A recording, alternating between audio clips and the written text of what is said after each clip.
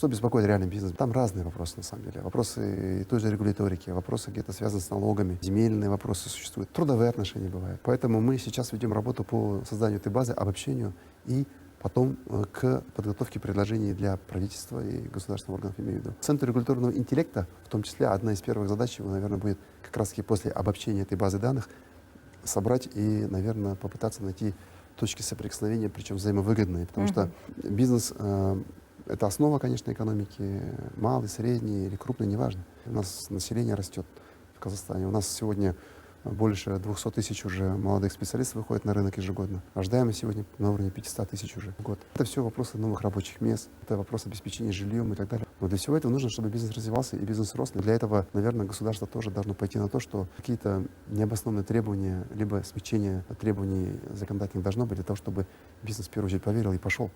И не переживал за то, что он инвестировал деньги. Ассоциация, как именно диалоговая площадка, где представители бизнеса, общества, правительства, госорганов и политической власти, парламента будут собираться, и именно там будет зарождаться что-то новое, которое будет нас объединять, а не разъединять.